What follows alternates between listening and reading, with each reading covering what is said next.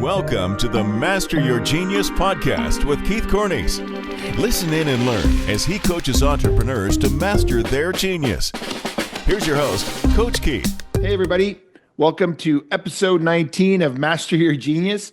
I am talking with Tim Keis. He's a 8-year realtor, 29 years old, started when he was quite young, which is kind of what's going on in the industry.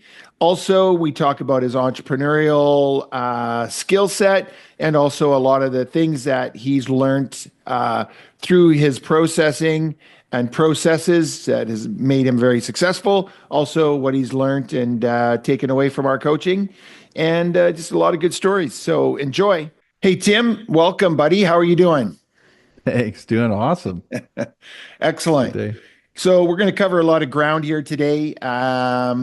You know, for all the listeners out there, and just to give you a little bit of an idea, we just want to review just like the growth of your business, where you're going, that kind of stuff. And before we get started, why don't you just kind of share a little history about yourself, your real estate career, you know, kind of how you got to where you are today, and then we'll talk about, you know, the things that got you here. So why don't you go ahead and do that for us?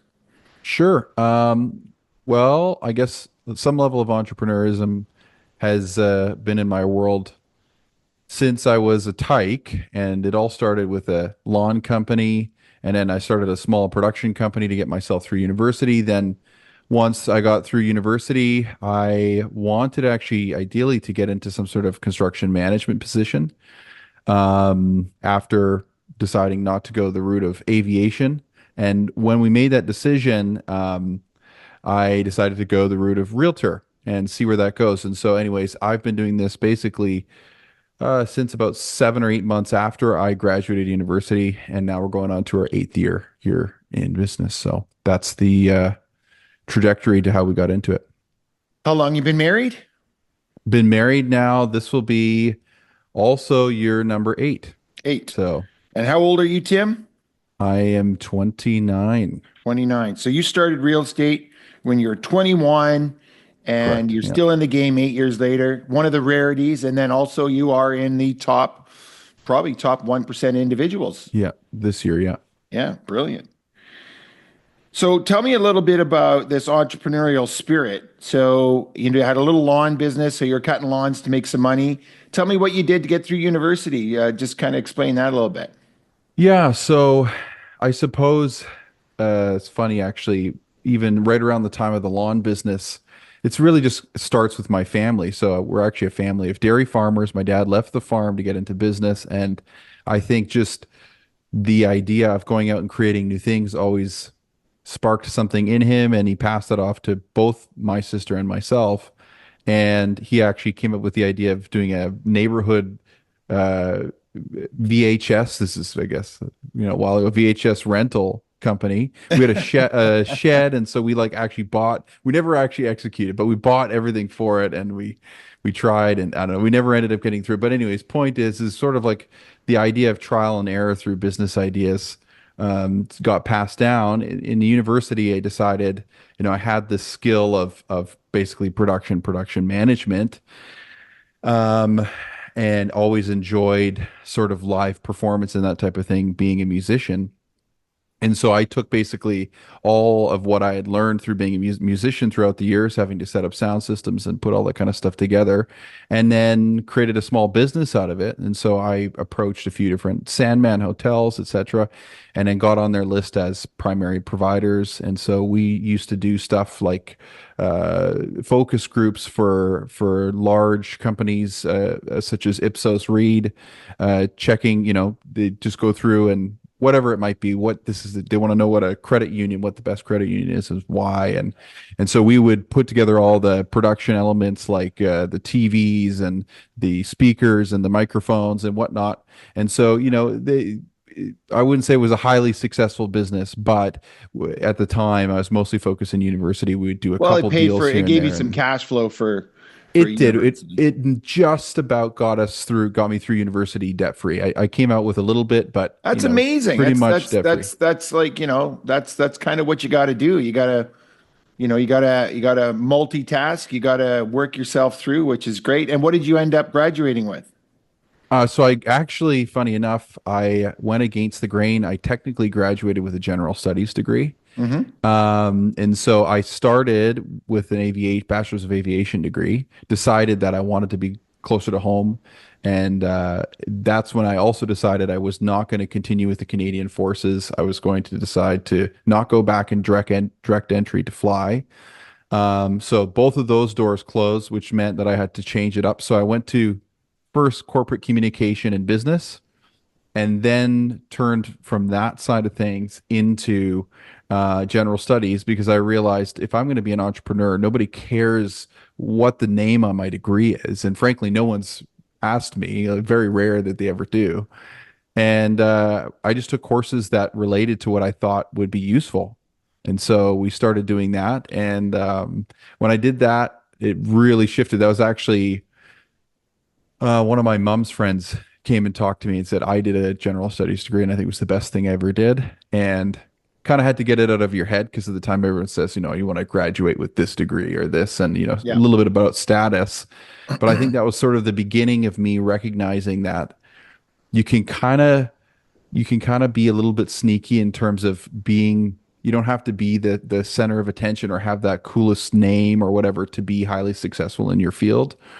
You can do something that works for you. And so it's a change of thinking anyways, at least at that point in my life. And I've carried that through to the business today. Well, and being well-rounded, right? Like there's a book called Range, which is an excellent book. I think we've discussed that. And it talks Excellent book, yeah. about, it talks about the breadth of knowledge. It talks about life learnings and, and how you don't need to focus on one thing and be great at one thing. You can have, other things in your life create more genius, as we call it, in the Master Your Genius podcast here. So that's awesome. A breadth of knowledge. This year you had a goal. We've been working together for about 2 years. This year you had a goal, maybe even 3 years, of reaching 36 transactions. You ended up passing through that, getting into the 40s, which is amazing. The previous year was not as good. You had a lot of life stuff happen this year. You had a baby, which was amazing. How old's the baby now? She is 7 months. 7 months. And, you started this game at 21, and I've noticed that there is a lot of young people getting into real estate. It seems like I don't know, maybe I'm just getting older. It's like the old days when you walk in the bar and you can't believe what 19 years old looks like. But now it's like, it just seems like everyone in the real estate game is quite young. So let's just kind of start off with a learning that you wish you had when you were 21, now here at 29, 28, 29. So what is a learning that you have now that you wish you would have had at 21 that would have helped you have a stronger start to your career? Sure. I think there's really a couple things, but when you get into the business, you get inundated.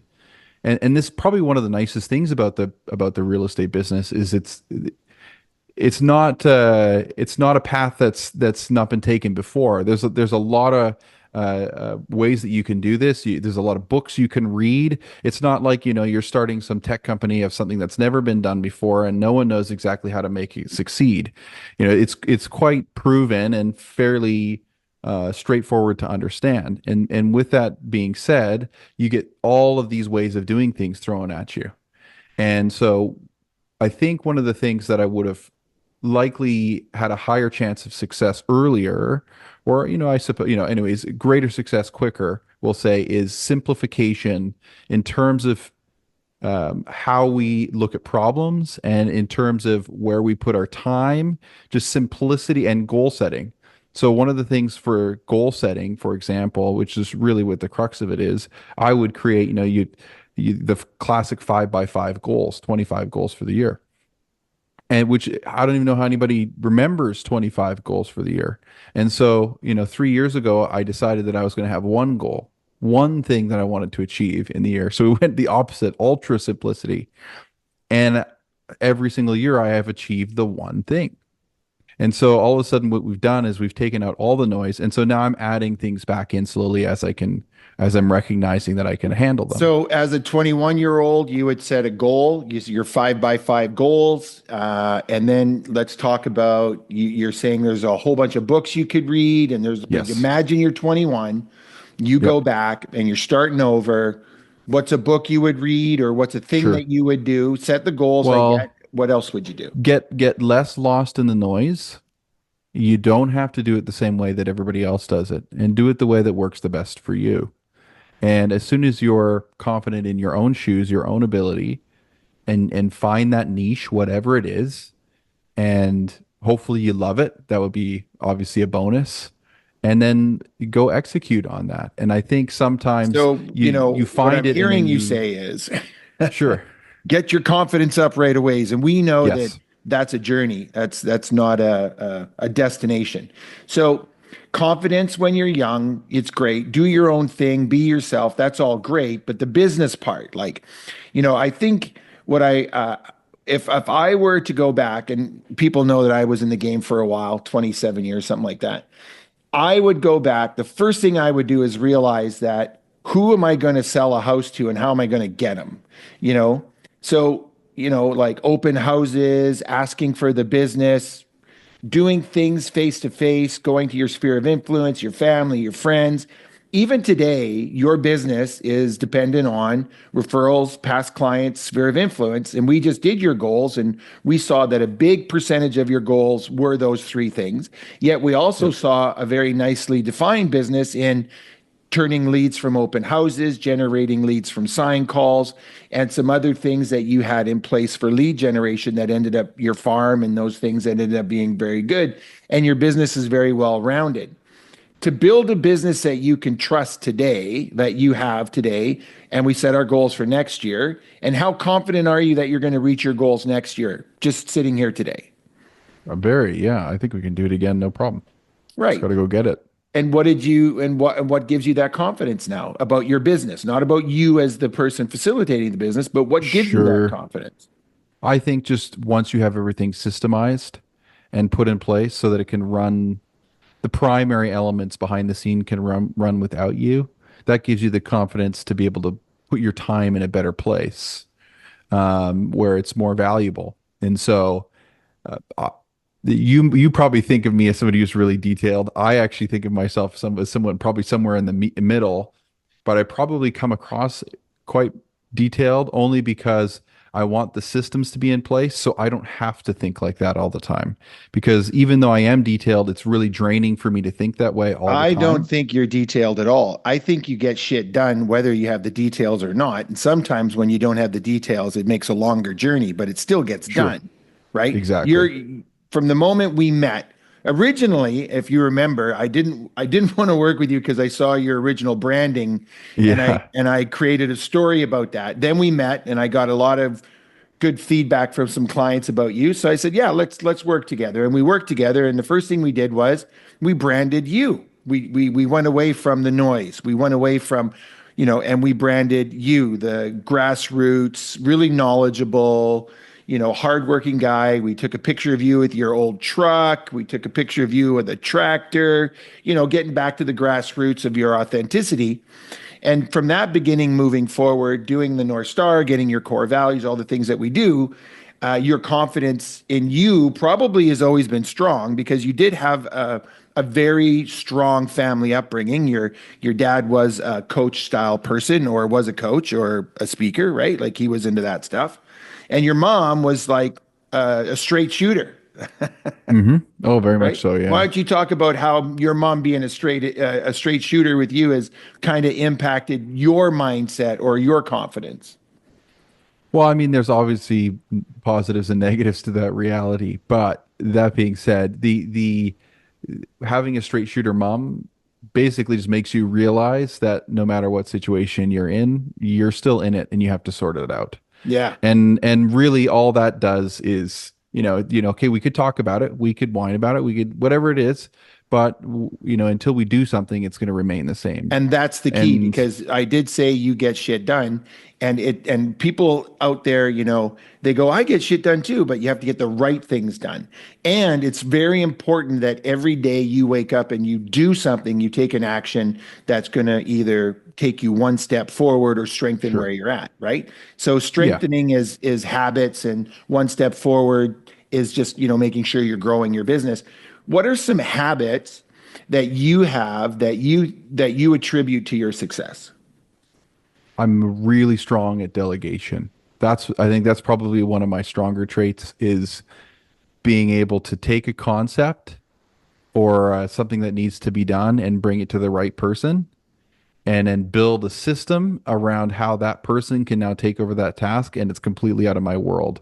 So I rid myself of as much as I possibly can. That's not extremely, like, if I don't have to be involved in it, I try not to be involved in it. So now, for example, I am now transitioning all bill payments, anything that needs to be paid. Nowadays, everybody doesn't want to take credit card. They want to do e-transfers because of all the fees. I don't want to be doing any of that anymore. And so we're transitioning all of those additional administration tasks with finances out of my world completely. I have 3 meetings a year with my accountant and my bookkeeper, and that's it. I do nothing else. I just upload receipts.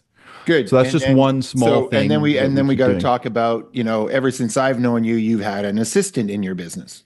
Yes, yeah, that was one of the important things, and I can, it's something that I knew that I wanted early on. But Alex McFadden, he and I went out for lunch. Mortgage broker, great guy, just encouraged me to hire before I needed it, and I think he was really right. In I had an upward trajectory; things were looking very good. I took her on in a space where I could afford it. So it was part time. I caught it, right in a timeline where real estate really wasn't that great, and getting an assistant job and keeping one was tricky. So assistants were doing a little bit for everybody. So I was able to basically take a bite-sized chunk out of this and then start to build the systems to hand the delegation off to somebody. So So let's look at that a little bit. So you want to hire an assistant, hire before you need it. You needed a budget. You found one part-time. If I believe that mhm. assistant worked for other realtors, Yes. and she had really good systems set up. So you kind of got her knowledge of systems and your knowledge working together in a part-time fashion where you could afford that. And then that was your ability to start. What would you say by hiring that assistant that allowed you to do now that helped you grow your business? Well, when you always talk about, when you think about this, is it stress or calm? And when I Mhm. think about, having to do a boatload of paperwork along with having to connect with people, run around, Mhm. and build the business, build business development, any systems on top of that, plus all this extra paperwork just makes me feel stressed. Well, yeah. So And, by and removing that, mhm. my mind was calmer and was ready to engage in important activities and make good decisions. Well, one of the things I remember helping you get to that next level was me making you leave my office pumped up, getting in your car and just getting on the phone and connecting. Yeah. Because when you're connecting with people, you're very successful because you have the ability to communicate really well, to create trust really well, and that's a learning as well. We've talked about that.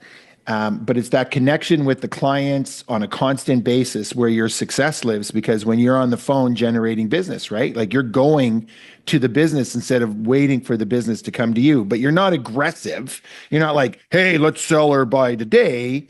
Why don't you kind of explain how that connecting process is for you and why it works so well? Sure. So the genesis of thought around how I connect with people came from a mentor and friend of mine, Kevin Brown.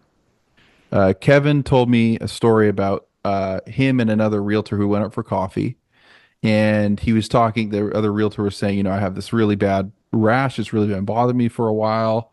And anyways, Kevin's like, I've actually gotten that before. I buy this stuff. It works awesome. And he's like, really? So maybe I should try that sometime.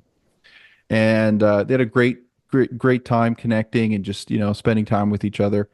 Left, and then about 25 minutes later, Kevin drops by the office, puts this special cream stuff on the front desk for this other person. And then by the time they get back from their appointment, boom, it's sitting on the front desk for them.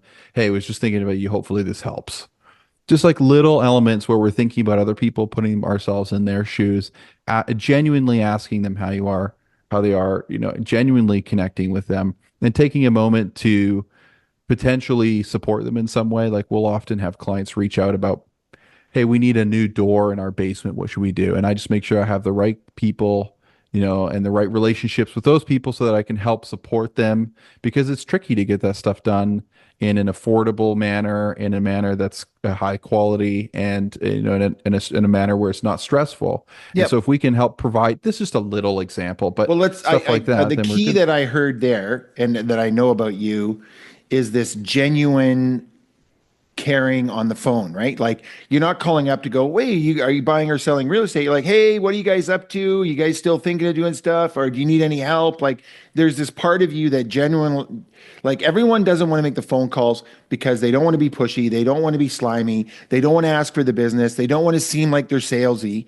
Yet there's Yeah. this genuine part that people that have high success are, they're able to have conversations with other people and execute those conversations, like start them, lead them, call them, and have them in a genuine way where they're comfortable with themselves and they're not worried about being salesy. And that's the thing that you do is you're able to pick up the phone and just say, hey, how are you doing? You also have a very good memory of their kids and their families and their lives, which is super important, right? Remembering Which those things. actually, there's an app I found yesterday, and this might be helpful for everybody. It's called Revere. And what it is if you don't have a CRM or you're not keeping notes about people, basically what it is it's developed for the everyday person for you to remember things about people. And so it has basically, you can put their name in the contact list, and you can say, okay, the spouse is this, the spouse is dealing with some medical problems around this, and you can put notes and you can say this is their dog name and this, and it all is selected in there. So you see somebody, and I do this in my own contacts and in our CRM. So if I see somebody coming down the road and I'm just like, oh my gosh, what is it? I can't remember their name. It's just not twigging. I'll just quickly like throw on the thing. Okay, I know their last name. So I'll just throw that. Okay, yes, that's Bob. That's right. Oh, okay, yeah, that's right. His wife was in the hospital last time, and I'll pop out of the truck. Hey, Bob, how you doing? How's your wife doing? Oh, yeah, good. Just like taking, so it's not that I always remember, and often I do, but even if I don't, we have a system in place so that I can double check and Yeah. I know when our last And conversation so was. before you make the call, you kind of think about who you're calling, what their situation is. You get on the phone, you're genuine, you talk to them, and then Yeah, you generate business from that because they're like, oh, yeah, by the way, and they are a lead and you have been following up or whatever. It's that yeah, genuine follow up regularly that is the key to successes, which is what you did if we go back 1 year when your business turned, you left here, you made phone calls, and you're like, I got three things from it. I got three leads from it. And then, and then as you started to progress, there was the year of honing your budget, right? So we'll get into that in a second. But let's stick with this genuine stuff because authenticity comes from confidence and confidence comes from knowing your value. So hmm you know your value and you've got a lot of knowledge about a lot of things. How do you have that confidence in your value that you bring to the table? I feel like that's probably something that just comes through time and recognizing you start to see the things that you're putting together for people. And then you realize that that's not the status quo. I think that's probably what did it for me. Is just recognizing quite quickly that the way that I think is not the same way that everyone else thinks. And if Hmm. I can do that, I bring a boatload of value. I just have to make sure, and you help bring this out of me too, is I have to make sure that I communicate that thought process, Hmm. because sometimes you have a fear that it will be perceived differently. We had one recently where they were looking in a particular neighborhood with another realtor for 4 years, Hmm. unsuccessful. And I had to have a conversation with them that the likelihood of, play your cards where they're going to work.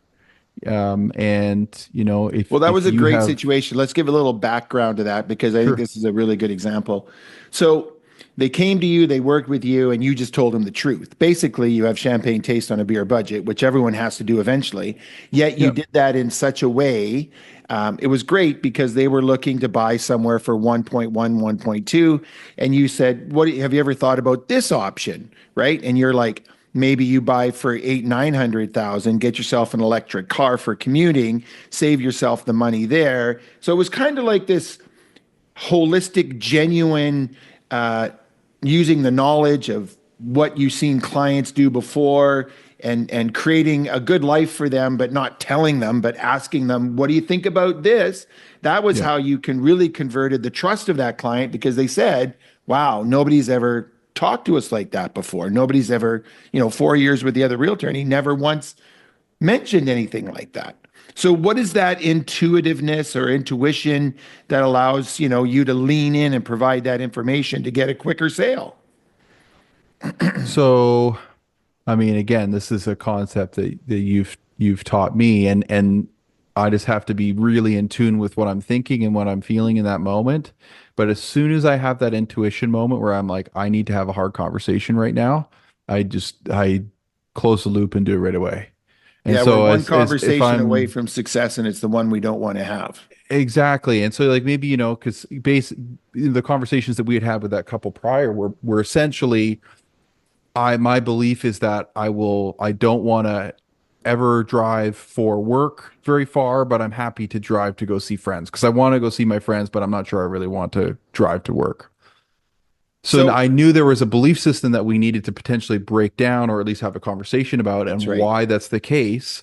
And it actually worked out really well because during our showing, somebody that we had all together gone to university with was walking through the complex and they're like, "Oh, how are you doing?" And I was like, "Doesn't it feel like you're moving home?" Yeah. I said, "Yeah, Yeah. it kind of does." Yeah. And so, there's something to be said about, sometimes there's just a belief system that's getting in the way. Not to say that it's positive or negative, but it is hampering their current outcome. And it's not even to say that it's our job to necessarily get that out of the way, but it's at least to bring the attention to it. And then they can do what they want with it. Well, and some belief systems that restrict you are created on bad advice. You take somebody's advice as the truth or as the only way, it becomes the way you think, and it ends up having you on a path that's not going to get you to where you want to go. It's important that we have pattern interrupters, we have disruptors, we have things that stop us from, doing things that harm ourselves. And these blind spots are brought to light by having conversations that people don't want to have. I want to transition into another genuine part that you love. It's kind of a passion for you, but it's this place of helping or advising people to use their house to generate, generational wealth or to generate more wealth for themselves by seeing the house as an investment as well as a home. You've even created a whole package on that you provide in your CMAs or in your meetings where you offer it to these people. They can read through it to see how they can do it. Do you want to speak to that a little bit? Sure. So this all began.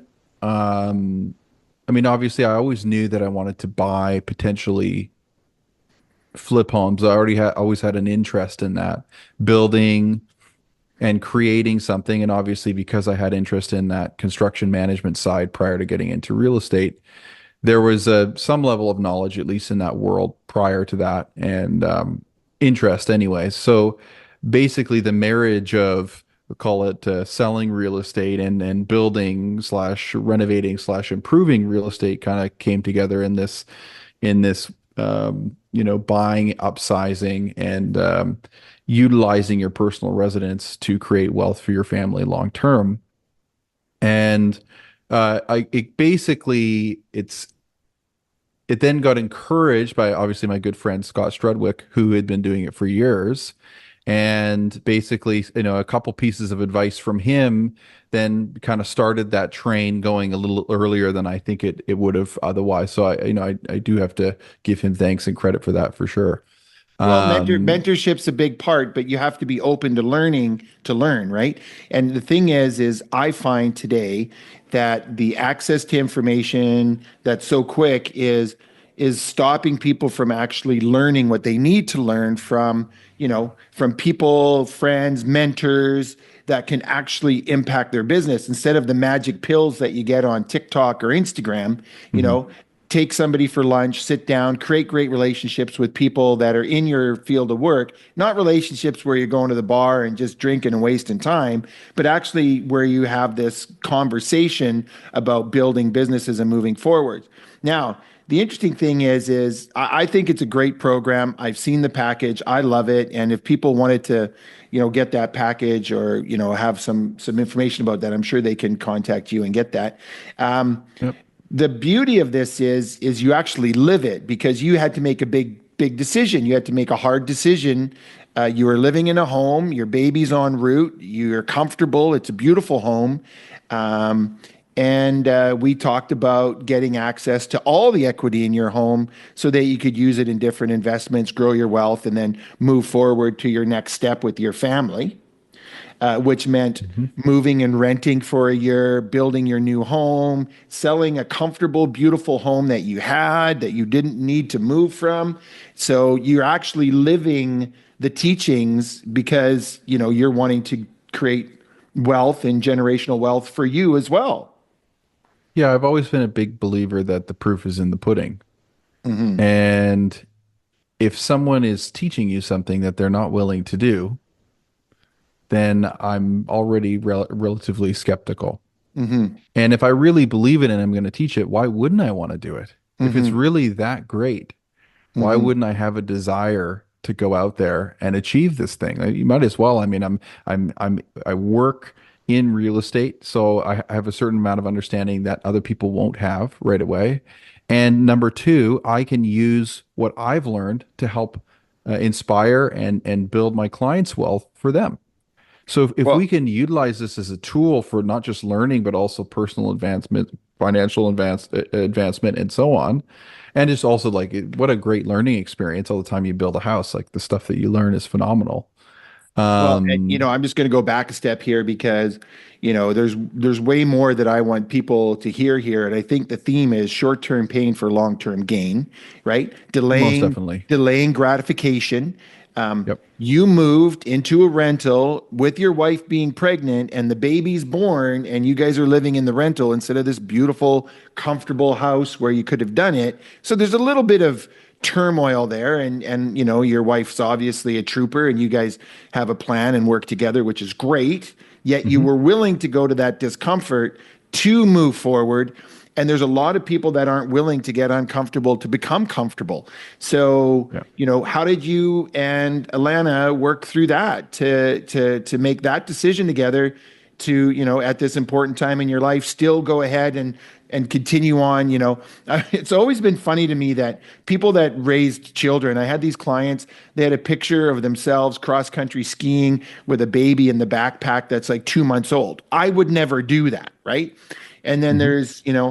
and then when I grew up, I was always building houses and selling houses and my mom would be, doing with me insulation at 12 o'clock at night or painting. And we always pushed through. We always worked hard. We always, you know, gave up the short term, uh, you know, we went through the troubles. We did the work to get to where we wanted to go to. And that's a really key part. And you're helping young couples buy real estate where a lot of people say that's impossible. You're helping them do that by consulting them and walking them through the first time buyer process.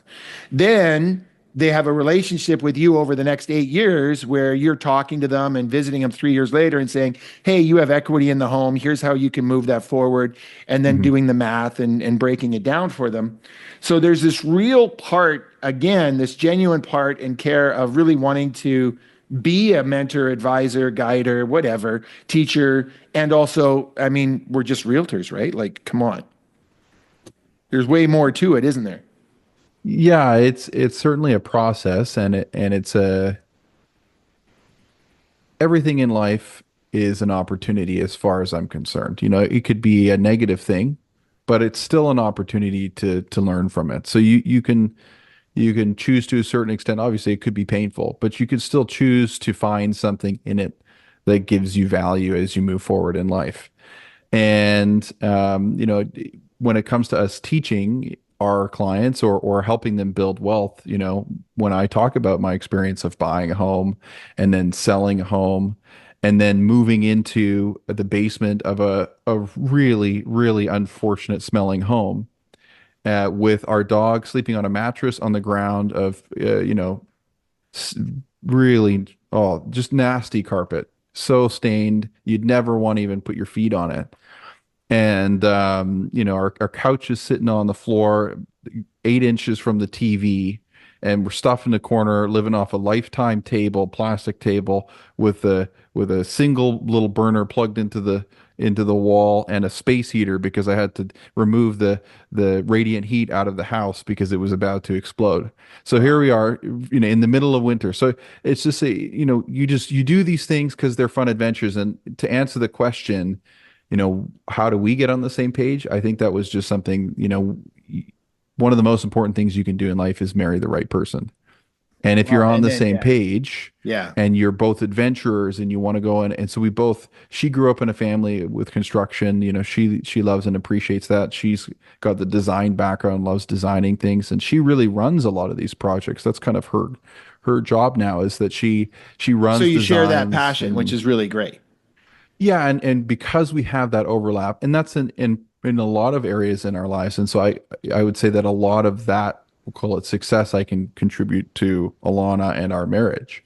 Yeah. And so, if I didn't have that continuity in how we think, I would say that we probably wouldn't be in You the see, same I place. love that story because I can relate to that story, which is the sacrifice you made to where you wanted to get to, and the juice in that now. It's so fun to talk about that because I was like, look how strong I was back then. Look how fortuitous I was. Look how resilient I was to get where I am. You can only see that after you get here. And that's the place where I say, I really fill my cup every day with acknowledging that I'm a responsible person doing the responsible things, being a leader for my family, being that right person. And I get that, knowing that I'm doing that is really fulfilling to me. And when I look back at my hardships or my tough times, working at 3 a.m, before the drywallers coming to make sure that I got all the electrical wires pulled, and then getting and not sleeping and going straight to work, and then working on the construction site framing, and then getting home, showering, climbing in my little 79 Camaro and driving to the keg to do my night shift at the keg, and then finally getting home at 11 o'clock to go to bed to be up at 5 again. Back then, I didn't think about it. I just was always a hardworking guy. Now, I'm super proud I was that guy. And I just want people to know that one day I want you to look back and be super proud of who you are today. So do the hard things, push through, be tenacious. And I think Totally. that's just a really big lesson. And you just shared a great story, which, inspires me and lights up the things that I did in my past. I'm 50, 58 years old. You're 29. You have another, you have another, you know, Pretty much 49, 30 years. Yeah. 30 years until you're me. We get to sit down every week. We've been sitting down every week on a Monday for 1 hour, and you've been coming in and growing your business and growing your wealth, and you're only going in one trajectory, and that's just straight up. And let's talk about how you honed your budget one year, sold some stuff, downsized, got your debt down because business was good, life was good, and you realized that spending was a bit high. You made that readjustment, and here you are today. Why don't you talk about that, adjustment of lifestyle there a little bit? Sure. Yeah. I don't know where that's going to go, but I'm kind of interested in that. Yeah, yeah, sure. That's a good question. So, I mean, obviously, from when the market was booming to then the market took a bit of a shift. Then, 2021 to 2023, right? correct. Yeah. Yeah, So we kept 2021 was the to, amazing year where real estate sold more than ever. It's COVID. That was a complete anomaly. And you had an amazing year. And then all of a sudden in 2023, the volume's not there, but the yeah. expenses are still up, right? In 22, we still had enough momentum to keep growing, and we kept growing the budget and, to keep growing the business. And so I made some spending decisions and I signed some 12-month contracts, which at the time seemed fine.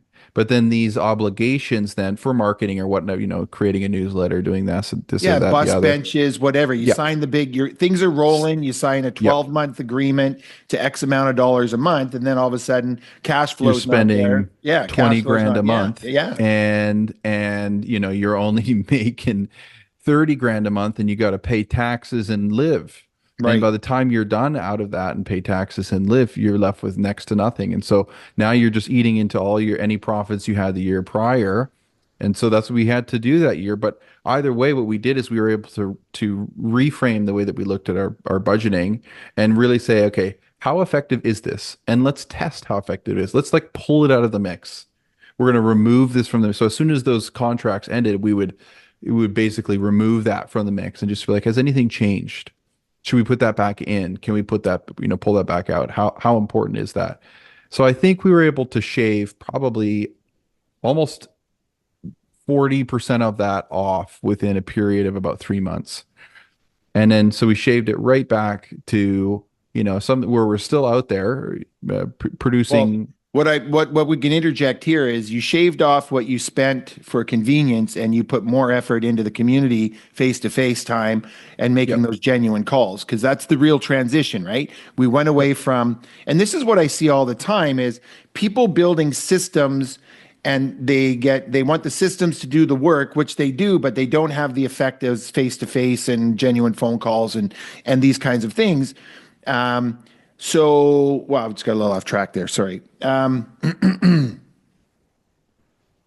Where were we? You go ahead, continue on there. I got a little off Yeah, we're track. talking about the genuine phone calls, and funny you say that because that was something I picked up, and this is probably maybe one of the I would say probably one of the things that I am good at is just picking out little things from other people that I really like, and so something that Randy Dick said. I was at Remax Little Oak for a while he was there, and he had done a little training session, and he said, I went out and I bought the massive billboard, the biggest billboard. It was the big screen in Abbotsford, right by the Abbotsford Entertainment Center. And, I think he said he spent like 50 grand on this thing. And he said, same time I went out and I sponsored a baseball team for $1,000. And as part of the agreement, I put together a little buyer sellers thing, and I get to talk to the parents for about 30, 40 minutes. And I go to the games every once in a while, bought them a set of jackets or something, and that was pretty much it. So for my $1,500 in half an hour, 45 minutes in time, we got 7 deals out of the team. Right. So, we got to meet and genuinely support 7 families. Well, yeah. Whereas So that board I'm generated gonna stop 0. right there, because that's my whole speech about value-based marketing versus ego marketing. Yeah. Right. I got the billboard. My face is on there. I'm number one. $50,000 doesn't attract people as much as $1,500 supporting the community, watching the ball game, buying a few jackets, being genuine again, being authentic, being in the community. And that is what I want people to hear here today, because the world is so noisy in, Instagram, TikTok, all the stuff. And the key to the businesses that I coach, the top producers are involved in the community, and they want to be. They don't have to be. And they give up on the ego brand marketing, which is like these massive things trying to generate this instant gratification, and then realizing, at $50,000 investment wasn't the best thing, but the $1,500 was. I mean, that's a life lesson that has been through the years, that will continue through the years. The more you contribute and connect with your community in an authentic way, the more you're going to get from that. And then we talk about your farm and farming, and now you're doing the Christmas tree chipping event, which is 2-3 years in the row, 2 years in a row now, or going 3 years. You're involving some of the kids from the community if you can, and the people know it's coming. They're now contacting you and going, hey, are you doing that tree chipping? And you're like, I sure am, right? These are the things that I want people to hear out there that are in entrepreneur land. Doesn't have to be real estate.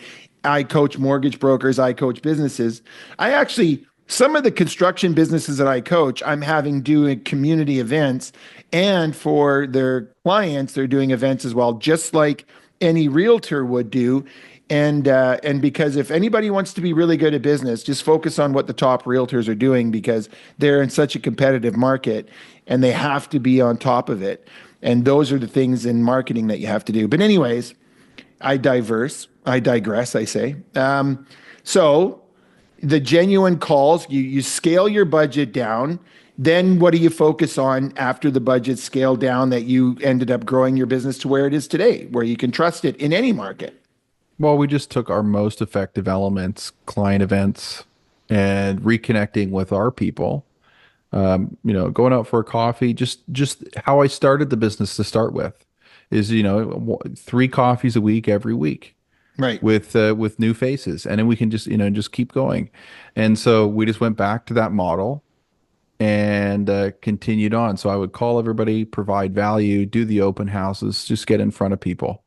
And so we just focused on, call it the cheapest marketing is best marketing strategy, and just getting in front of people and spending the time, because when you don't have the money, you usually have the time. Yeah. And you don't have the money, and that's usually the most effective anyways.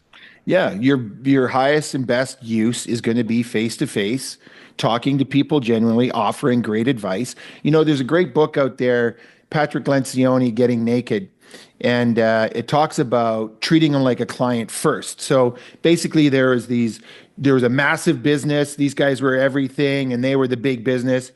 And they were getting jobs, but every time they were in competition against little old company, B over here, they would lose. And they didn't lose a lot to them, but they wanted to know, why are we losing to company B? And so the whole book's written about what company B did to get the business. And one of them was treat them like a client first, like give them the information. Tell them, treat them like a client. Here's what I would do. Here's what you should do. You should do this. You should do this. And they're like, okay, great. Because they're going to need help executing it. Why not give that information up and treat them like a client first genuinely? And that's how you build trust, and that's how you build rapport. That's one of the things in Getting Naked by Patrick Lencioni. I highly recommend anybody that's an entrepreneur in sales read that book. It's a good one. Okay, so now just to close things off, all right? Master your genius. What do you think you've really been working on, focused and hard about yourself, that is creating some of your success today? I would say that probably number one would be leaning into the tricky conversations. That's probably the thing that has taken those difficult moments where you're sort of on the precipice of success, and actually being able to get through that. And we talked about, we always reminisce about one of the deals that I did where it just took a moment to go sit down, have a conversation, put a few pieces together that were, probably it's a tricky conversation to have, but we ended up putting it together for a bunch of people, and it worked out for everybody really well. And so sometimes having those tricky conversations, and, obviously we're not talking about being rude or anything. No, again, like we're that, being genuine. We're leaning into a Exactly. hard conversation. And the beauty of it is what you've learned is how to have those conversations and a structure to that, which is Yes. acknowledge the feelings and hear them out and listen to what they're saying, and then Yep. moving forward instead You're of, still leading with kindness. And yeah, to yeah. me, I look at it a little bit differently. I've started to look at it as sort of my obligation to have that conversation. If I'm not having this conversation, I know I'm doing them a disservice at this point. Yeah. So I think that's probably number one in terms of the things that has brought success to deals that are already on our table.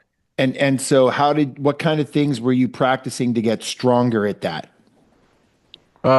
Just get it done right away. As soon as I have that intuition, just do it. Because as soon as you let it sit, right? Just like Monday morning, you have that feeling, you make the phone call, deal with it right away. yep. And and it's never Don't as let it bad as sit you there. think, is it? It's the funny thing is No, when it's not. you are clean and clear and you're kind and you lean in, it always works out. And everyone's afraid that they're going to get fired. It's not going to work out. But it always works out as long as when you're facilitating that conversation with skill and kindness, asking questions and listening deeply, right? You can always navigate anything. Yeah, there's no question. And I think navigating those conversations with a level of curiosity and making sure that you haven't already come to a conclusion of what the outcome's going to be before you walk into it. Because Hmm. that's where I notice you start to have a problem, because your level of creativity and how you build the deal for them or build a solution for them. Because that's Hmm. really why you're there, is to bridge the gap and try and figure out how we can put everything together Hmm. and help them, navigate their own emotions, thoughts, and feelings in the whole process.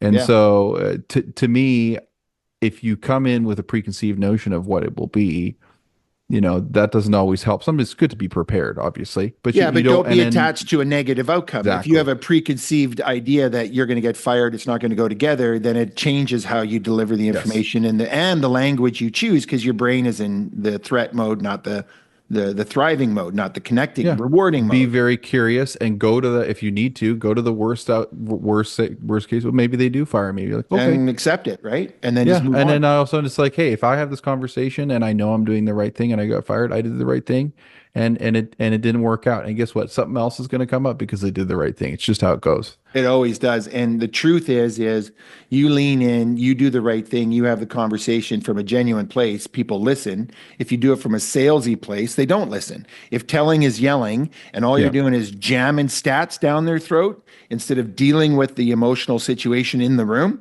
that is the key to closing deals and success. And, you can have more patience with it, knowing that you're having the conversations. Like listings might not sell right away. So you might not sell the house right away. You got to talk about price reductions. And if you do that from a place of, always providing great information, treating them like the client they are, being genuine, and they're making the decision to stay overpriced, eventually they'll come down. Eventually the price will come down. The whole idea is have that hard conversation at the table to get the right price. That's the key, right? And not backing away when you're feeling like, oh, they might not hire me, but I have to tell them the truth to protect them, kind of thing. Yeah. Always, like, even with your own values, being a protector, I know is really important, and that's a big element of what our job is, and any of your clients. So it doesn't matter what business you're in. You want to make sure that you're protecting the people that you're working with, because if you're not doing that, your return business is going to be likely quite poor. And so if you can start to implement that, then all of a sudden it's going to, your business development will soar all on its own, because people will refer you because of those hard Well, conversations and you that's had. something you don't know in year one, right? You don't know that year one. You don't know that you actually got to go facilitate instead of trying to do a deal and make the money and being attached to the outcome. You've just got to be genuine and do the work, and it works. And Well, I mean, it's I that sat simple. in fear, knowing that I was going to have this conversation at some point potentially. But Hmm. my intuition told me I should probably do something about it. I didn't necessarily always know what to do, Hmm. and then I would sit there fearful of what the outcome would be. And How I can slip back into that if I'm not careful, because you sit there and you just feel worried, and you try and put it off, and that's why I like to try and do it right away. When fear decides to slip into your life today, how does he show up, or how does it show up? Oh, I put it off. If fear shows up, then I get quite anxious, and then I build a story around it, and then I just put the whole thing off as much as I possibly can. And are you finding And that showing up nowadays for you in a certain way about certain thoughts? um I think sometimes it can happen. I think it really depends on, who the client is and how they respond, because sometimes they'll trigger stuff in you that you're like, okay, that's flipping a switch for me. That's, I have to be really careful here right now, because this is not personal. They're Hmm. sharing something about themselves, or they're frustrated about something within the process. It's not about me, it's about the process. It's about whatever it is. And or it's totally about somebody else. But you just sort of take something on every once in a while. And so you just have to be somewhat careful, Yeah. um, from that perspective. So yeah, I think sometimes it'll show up in there, and then I'll feel insecure about the way that and then how, anyways, you just start to get down this road, build that story, and now all of a Hmm. sudden you've dug yourself a hole that you need to rebuild your confidence.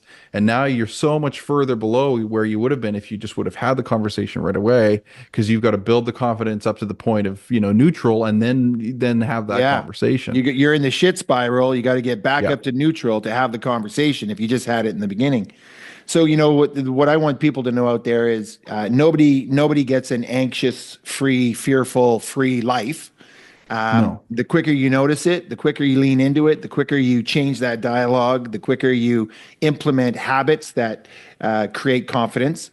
For me, that would just be reading my core values, commitment, discipline, protection, caring, and kindness, right? If I'm in any of those core values, I know things are going to work out just fine. And as soon as I say those, my whole body changes, my whole mindset changes, my energy changes. That's one of the things I do. The other thing to beat down fear is I know I'm living a responsible life, and responsible people got to do responsible things. And sometimes responsible things aren't fun. Yeah, it's all part of the process. I think recognizing that you might love your job, but you might not always love everything you have to do. Yeah, 100%. I think is probably that probably piggybacks on that reality because you got to love your job, everything, and I think everyone's probably searching for I need to find Passion, something find that I my always passion, love, find what I love to which do. that's great. I do love my job, and I'm very fortunate that I am passionate about what I do. That doesn't mean I always love everything about what I have to do. Hmm. I don't wake up in the morning knowing that I have to have a hard conversation like that and say, yeah, who? Like, no, like I do it, but I would rather not. You know what? And I think what I hear there is love who you're being when you're doing things you don't like to do, right? So yeah, love who you're being when you have to do the things you don't like because you're being responsible and you're doing what you have to do, having the hard conversations, leaning in. That's where success lives. And, there's no easy path, as I always say, and the path that you want to take is going to be filled with bumps. Just get over hmm them, right? So, yeah, that is very true. so to wrap it all up, um, what do you think? What do you think being with AIM Coaching has done for you? And this isn't a promo. I'm just kind of curious. What do you think working with me has done for you as far as a holistic thing, life, family, business, everything? Sure, I think it's the distillation of thought, ideas, and action, and then simplifying it into, who I want to be, who I am, and where I'm going, and who I need to be like right now for my family. You put all Hmm. those elements together and then you become far more intentional. So I would say like intentional and focused in what I do in my life Hmm. and far more careful with who I give my time to and why Hmm. because I start to recognize how important that is. And that's also just the reality of becoming a dad ever That as well. reminds me. That reminds It me of shifts our everything. first meeting. That reminds Yes, me of our first meeting. that's a great segue. Yeah. Right? Remember, you were like, Yeah. okay, I've got to go out to Maple Ridge to do this. And my wife wants me to barbecue with her, but I can't because I got to do it. And I'm like, why not do that tomorrow and go home and have the barbecue? Like, make your wife the priority. So you did. And she's like, what are you doing here? And coach said Yeah. I should just do that We tomorrow, right? were living in that basement in the middle of the reno. The upstairs of the house was completely, there were no doors or anything. It was a nice, it actually, the sun came out and we pulled out the barbecue underneath the hemlock tree, I went out and bought everything we needed, came home and it was great. And all of a sudden I recognized that like even just today, I had April reach out. She said, I got to do this showing. I don't think I can do it anymore. They said they have to be there at that time. I said, well, what time can you do it? And she said, well, I can do it at this time. I said, well, ask them if you can do it at that time. So I was able to have a quick conversation with her. And now it's not on my plate because I had her think through it a little bit differently, offer something to the client. The client says yes. Yeah, And so always make you don't yourself have to part of the dictate. yeah, make yourself part of the question, part of the equation instead of canceling out and saying I have to do it this time. Hey, how Yes. about this time? Yeah. And that's just really you only do that when you value your time. But that was actually our very first meeting. That goes all the way back to that one which was interesting, right? Because look at how far you've come now. Like, night and day. Well, that's sort of it was the beginning of that thought process for sure is now okay, I I didn't believe you. I think when at first you were like, no, they're not going to be. I was like, they might be ticked off. Like, and then we booked this all, and it's happening. And then all of a sudden, I called them. They're like, oh yeah, no problem. Tomorrow, tomorrow actually works even better for us. I'm like, Yeah. really? This is perfect because I'm going to be right around the corner tomorrow. So I might as well just put it all together. Save me, an hour and a half of driving and stopping and showing and whatnot on that day. Instead, got to spend time with family. So now the way we schedule, how we schedule, and when and why we say yes, it doesn't have to happen yesterday or, in 15 seconds. It can happen 2 days from now while it's lined up with something else.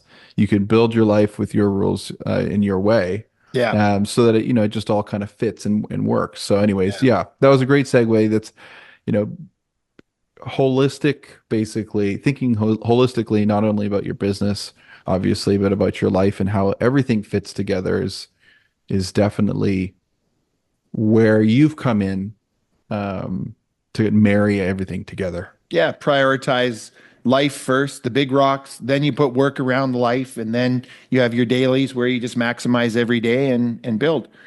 All right. All right, buddy. So, hey, that's our time's come to an end. I really appreciate your time. Thanks so much. You got it, my friend. All right. Take care. Okay, cheers. Thank you for watching this episode of Master Your Genius. If you haven't already, please hit the subscribe button. See you next time.